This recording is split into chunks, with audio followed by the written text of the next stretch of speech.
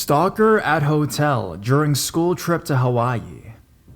This was way back when I was still in high school.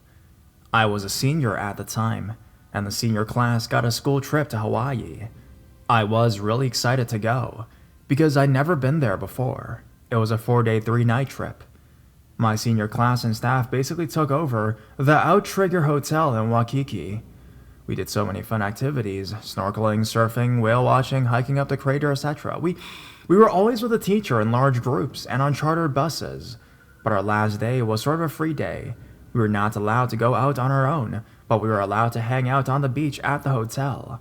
My 2 friends and I, 2 girls, 1 guy, had planned to lay out on the beach that day. So in the morning, we staked out our spots on the beach with our beach towels. It gets crowded pretty fast. We were just to the right of the hotel on the beach, not far away at all. Not long after we laid down on our towels, a guy walks up to us. He was a native Hawaiian guy, probably in his early 20s. He started up a conversation with our guy friend and asked if we wanted to smoke. We told him no, and he said that was cool, and he started to get more chatty with us about where we're from and if we liked Hawaii and stuff like that. When he first came over to us, he was standing, but then after more conversations about the weather, sun, and the sand stuff, he crouched down and got closer to us. It was still early on the beach, so it wasn't too crowded yet. He started to get weird and trying to move even closer to us. By now, it's seriously like 10 minutes, and we all started to get a bit uncomfortable, because he would not leave. We all looked at each other, and my friend said, "Well, we gotta get back now, see ya." The dude says, "Where ya headed?" We all say, "We have to go back to our group." During this, we're grabbing our towels and starting to put our flip-flops on. Just as we're leaving, the dude gets up and starts to follow us. The 3 of us are trying to walk even faster now, which is hard to do in the beach sand. We managed to get a bit ahead of him, and we're all totally freaking out when we look back and realize he's not stopping. He's still following us. We finally get to our hotel and walk through the open lobby to the elevators. We frantically are pushing the elevator button, and finally, an elevator comes. We quickly jump on it, and as we turn around while the elevator doors are closing, we see the dude. He's coming towards us in the elevator. Luckily for us, the elevator door shut, and we were safe. But it doesn't end there. We all get up to our rooms, and we are freaked out. We get with a couple more classmates from our group and tell them the whole entire story. And a couple of the guys said they go down to the lobby to see if he was still around. My one guy friend would go with them because he'd be able to recognize the dude too and his face. My friend and I just waited in our rooms until the guys all came back. We were hoping to hear he'd gone for good, so we could go back out on the beach. Well, the guys came back and told us the dude was still down in the lobby, sitting on a sofa just hanging out. Oh, he's wearing our board shorts and flip-flops too. We finally got a hold of a teacher who was with us on the trip, who then got with the hotel management to report the stalker dude. They couldn't find anything though. The dude must have left or realized something was up. Our teacher was really worried for us, we could tell. We were ready to go back home to the mainland at that point. I never knew what was up with the dude, or why he was stalking 3 high school kids, but I'm sure glad we never found out.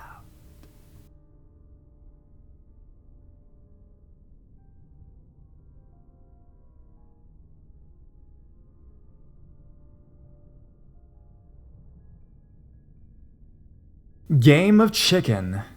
Female living in Hawaii. The more I think of this, creepier it gets, and the more upset I become. This happened a couple of days after leaving work. It's around 8:30 at night, and I'm taking my normal route home. I use this back road that usually doesn't have traffic this time of night, saves some minutes from using the H1. Now, this road is famous for the high number of fatal car accidents that happen on it every single year.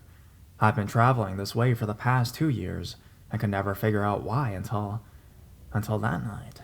So, the road is a long stretch, about 7 to 8 miles long, with no stop signs or random sharp turns, and streetlights are far between. I'm driving along, and I come up behind this car. Not sure the make, but it was a silver hatchback. It's going maybe 30 miles per hour, 35 tops, and the speed limit on that stretch is 45 miles per hour. Only reason I know it's going that slow is because my speedometer never went above 25. On top of that, he kept speeding up a little bit, then going back down to the snail pace. I followed behind him for a little bit. He's still doing the speed up, slow down thing, until I get impatient and decide to pass them. Seeing the dotted lines, I proceed to pass, but they speed up again. Okay, maybe just because we're going slightly downhill. I accelerate more, 45 or so, and so do they. I glance over the car to making a what the fuck face. It's dark out, so not sure if they see me at all. It's then that I notice a car coming straight ahead. The lights are still a good distance away, so I have time to still get over. I press on the gas harder, bringing my speed up to 55, thinking I'll pass now. Nope, the asshole in the car beside me was matching my speed. The car lights in front of me are getting closer, and it's that moment I slightly panic. You probably thinking, why did I just brake and cut behind the car? Well, one, the car that was behind me is now behind the car that I'm trying to pass, and two, if I slam on my brakes at my current speed, I probably fishtail and take out all the cars anyways.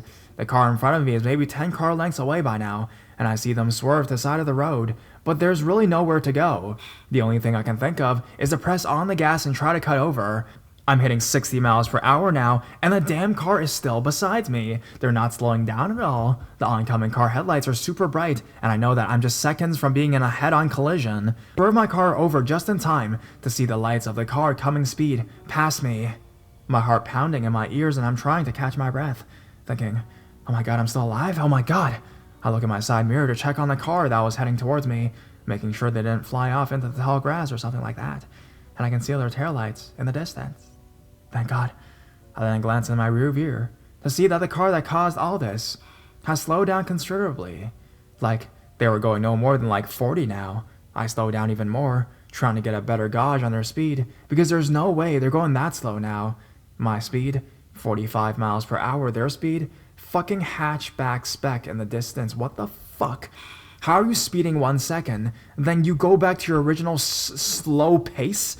Maybe this isn't that creepy, and maybe it doesn't belong here, but I can't get over the fact that there was almost 4-car accident because they didn't want to let me fucking pass. I probably didn't handle the situation correctly, but the whole incident happened within like 5 to 15 seconds, and I truly just panicked, and my thought process was not the best. Not sure how I would have been able to avoid a wreck any other way. Hatchback douchebag, stay away from me. Side note, writing this all out, it made me see that maybe they had baited me with the whole speed up, slow down thing. I don't fucking know.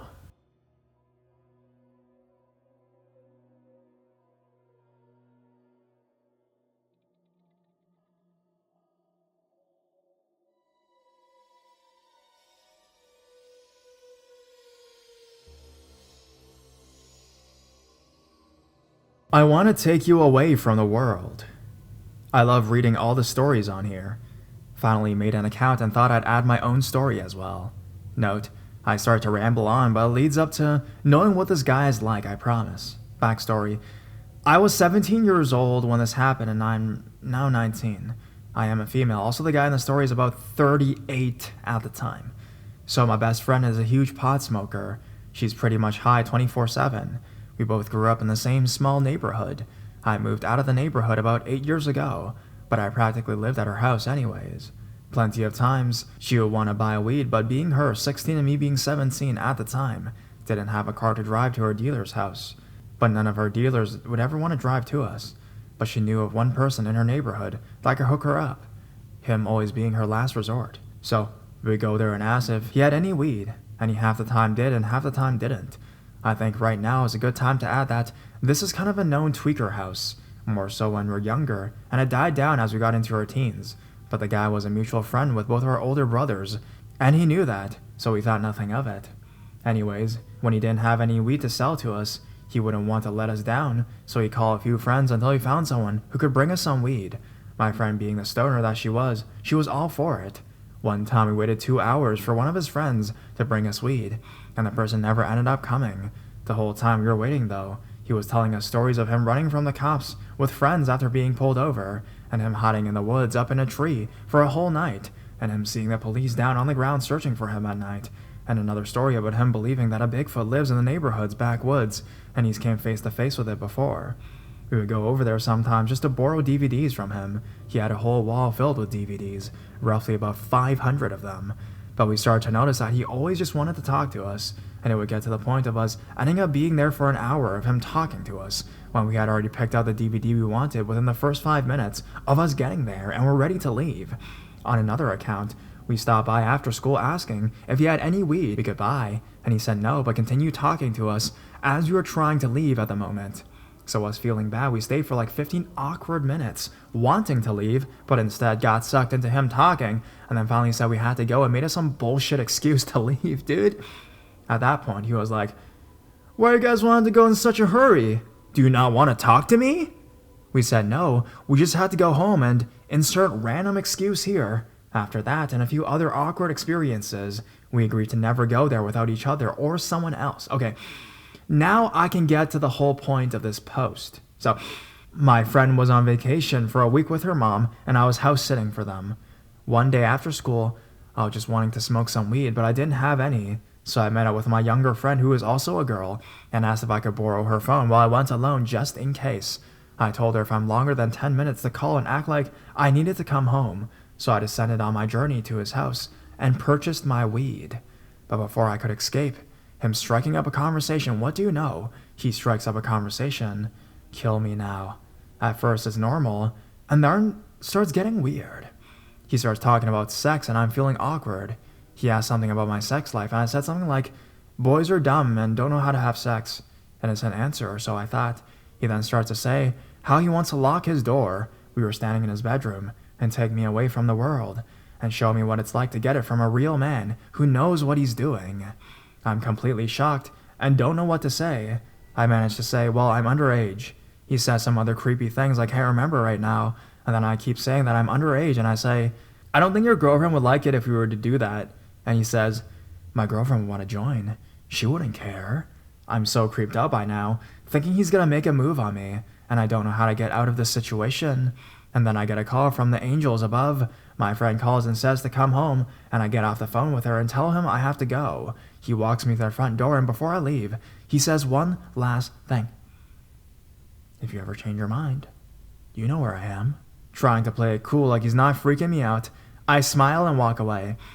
I never went back, and neither did my friend after I told her about it. Nope. I don't want your 38-year-old man wiener anywhere near me, you fucking freak.